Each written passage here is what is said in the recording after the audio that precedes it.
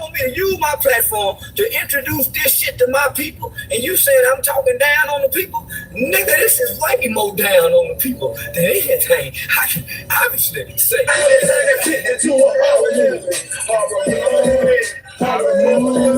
Most want to eat your blood, shots in his sound like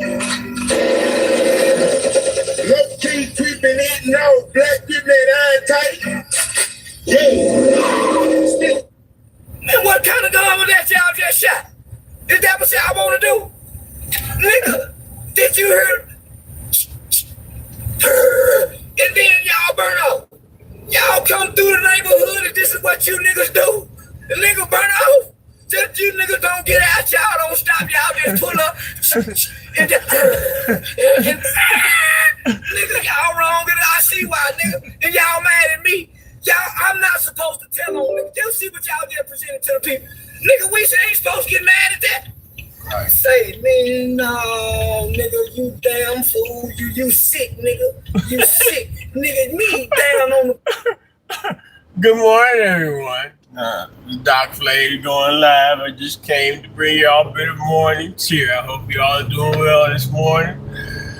Just leaving the plantation. Man, it's stay drama. The bullshit drama at the white man plantation.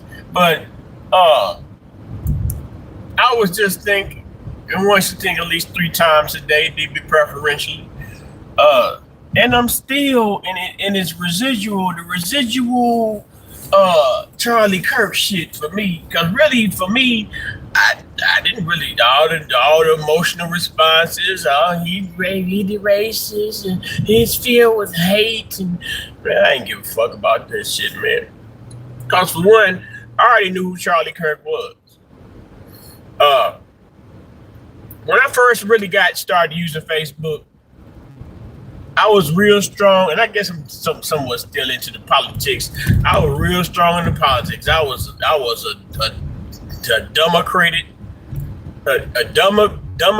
dedicated Democrat head. I was dedicated to that shit. So I would get going this one debate group, and I would argue back and forth all day with the white folk, the white conservative folks about Barack Obama, sweet Barry. So, you know, I would, man, I mean, I've taken public speaking classes and all that good stuff. And, you know, I get on there and I search the internet for facts. And, you know, I'm pretty good with my pen. I can present that shit back and forth. So when I say all this to say, I know how white folks debate. And I know the type of responses I need to come with when I'm debating white folks. When you debating people, you don't repeat what they saying. Like say, for example, the crime is black and high, and the crime is high in black neighborhoods. The crime is black and high neighborhoods. That's not a debate response. You're just repeating back what the person said, and when you do that, it shows that you don't necessarily have a response. You got body rock. And I think a lot of cases, you know, I've seen a couple of the cases where he debated the students and a couple of the black students, and they would come on there with that, and he would talk back and forth to him, and it wasn't like he was saying, "Oh, nigger, shut up, nigger." He'd get him in a position where, whether his debate is right or wrong, it's not I can debate an absolutely wrong point, and know it's wrong. But if I get the right person to debate it with, and they could be absolutely right, I can still make it appear as if they're wrong. And that takes a skill. And I mean, it's evidently for Charlie, it was a multi-million-dollar skill. So now they were complaining because the late show Jimmy Kimmel, that they took him off the air or whatever. Now, a lot of y'all think that, okay, well, it's freedom of violation, freedom of speech. No, they took Stephen Colbert off too, because all Stephen Colbert has done for the past, maybe 12 years, 3 terms, is talk about Donald Trump. The whole damn show. That man had made about 20, 30 million off of talking about Donald Trump. So how mad is these people really are at Donald Trump? But after Donald Trump won again, and we saw what he was going up against, the kind Master Biden, and then when kind Master Biden revealed that I don't know why it takes people so long to see that he was demented, and he really had no business sitting in the chair in the first place. They threw up the Indian lady, and so after Trump whooped the Indian lady, the Democrats got scared. Because they knew that all these things they had been doing, whether it be canceling Trump's account or what have you, they were going to there was going to be some form of backlash because even during the campaign, he's just going to get in and return fire on his enemies. Why? If I feel as if y'all cheated me the last time I ran, after I won the first time, and I feel like you cheated me the second time, if I win the third time, I'm coming for everybody and as legally as I can. So now Trump said what he said, I guess, in regards to those people criticized his friend because he was friends with Charlie Kirk. So now it's like, oh, well, he's being a dictator. He's a tyrant. He not supposed to be able to do that. We like Jimmy Kimmel. Jimmy Kimmel's ratings suck. And these channels, they know that the anti-Trump talking business is over with. Because when he got this second term, and you got some of the folks that scared, the chicken little people, the sky's falling people, they talking about, well, he trying to get a third term. Man, that nigga, Trump is barely making it through this. He looks strong on stage. He looked much stronger than kind Master Biden did. But whatever. I got to thinking, right? So it's like now the left side is complaining about censorship. When I quit the Democratic Party, I started going absolutely in on whether it be Obama, Hillary, 60 years of benign neglect, 60 years of black folk, please come vote for me.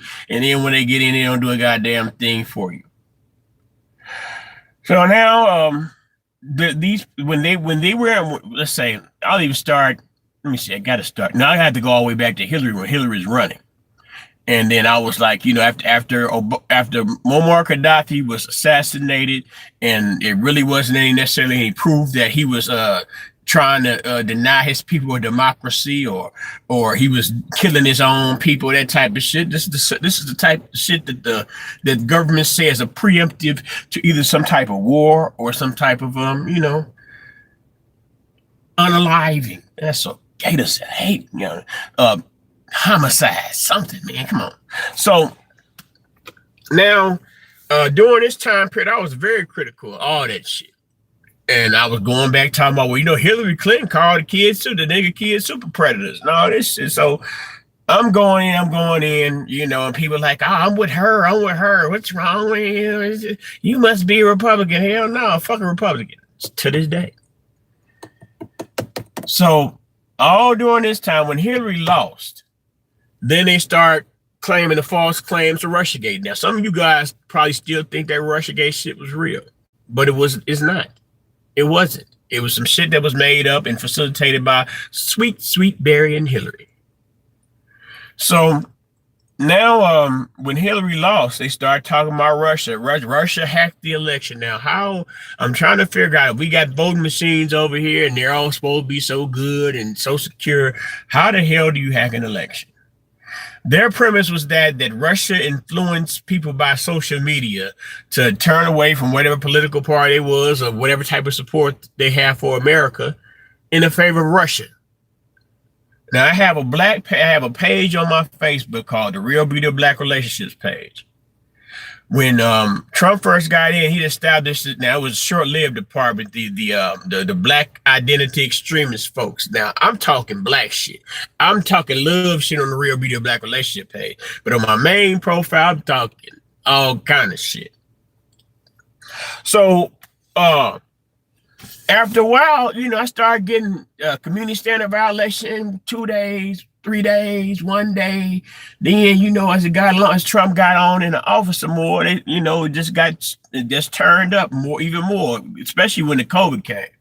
When the COVID came, I think I was under the community standard violations more during that time than I actually was active on the book. Uh, Also during the election, we'll skip because this is the 2020 election. Also during that election, the shit came out about Hunter Biden and, all kind of stuff in regards to the COVID, the things that we were saying, well, folks like me were saying during 2020 about the COVID. Y'all niggas project. Doing the shit they were saying during the COVID turned out to be true. So, mind you, during this time period, I'm still getting my account shut down. Russian bots.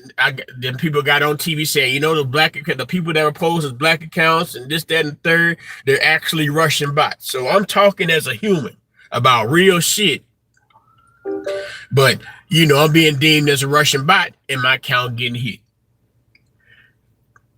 Trump.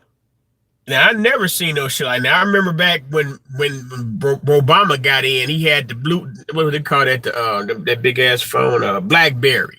He had the BlackBerry and he wanted to get online. They said, well, you can't get online, Obama, blah, blah, blah, blah, blah. And I guess eventually he got online. So, but what happened with Trump after he lost and after he thought that they stole it, instead of him being able to come on and express himself, freedom, free expression, free speech, and complain as much as he would, they shut a president, whether he be an outgoing president or whatever, they shut a president's social media account down. This is some unprecedented. If let's say, for example, if Trump shut down Kamala Harris' social media, not necessarily she's saying shit on the motherfucker, but if he shut down her account, do you realize how many of y'all start shitting and pissing on y'allself? Then you talk about Charlie Kirk. He said he made me feel bad. He said this about, but now aside from that crime stat shit, they always come with that crime stat shit. Some of the other shit you could check old Charlie on, and a lot of times it should be right. I didn't watch Charlie a lot, but when I got caught in the Charlie Kirk video, I studied the game. I started the art. I didn't necessarily give a fuck about whatever ideological thinking they were doing. I studied the way that the nigga put the game, put his debate game down. So they didn't cancel him because I think he's supposed to be back on TV tonight, or was he on TV last night? They didn't cancel Jimmy Kimmel. They set him down. They said they had a talk with him.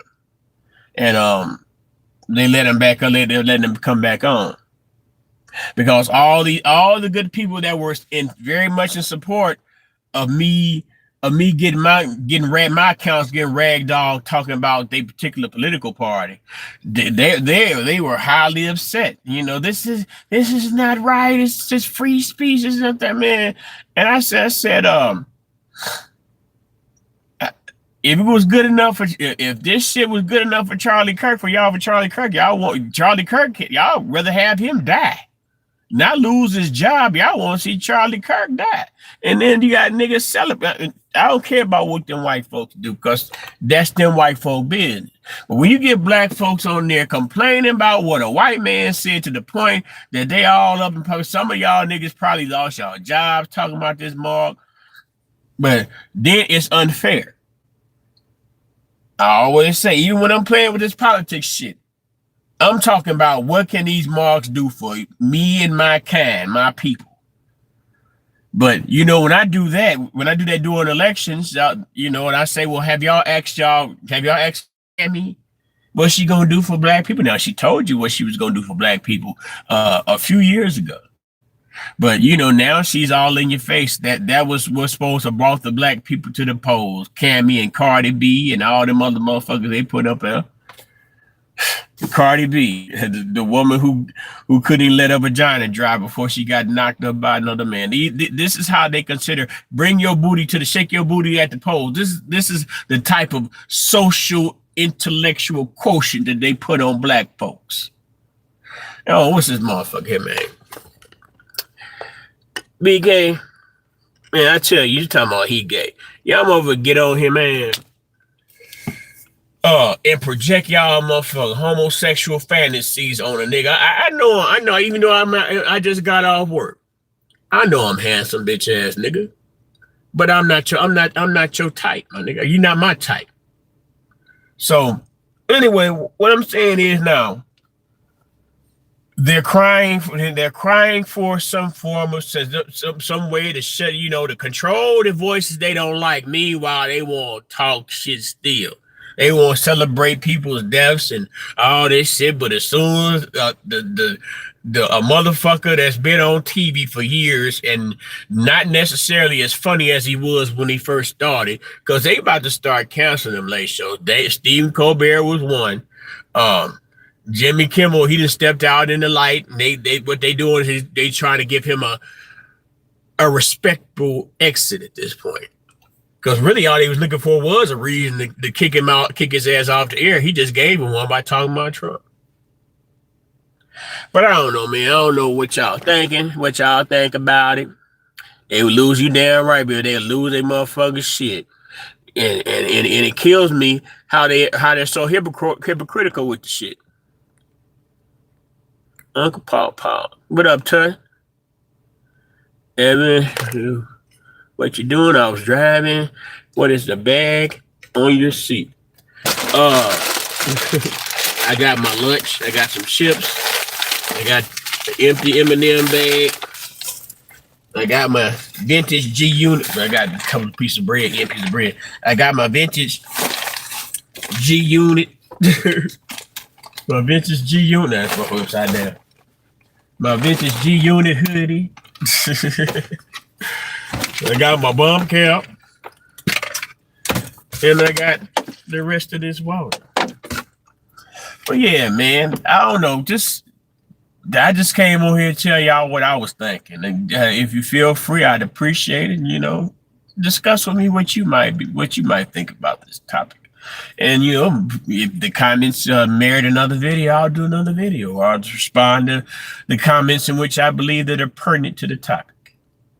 2 palms up to receive all blessings. Peace and love to y'all. It's a beautiful day in Chicago. I hope y'all having a beautiful day where you are. Nigga nation or nothing. Let me see what's that the campus. Peace and love, y'all. Y'all have a good one, man. Much love, much love, much love, much love, much love, much love.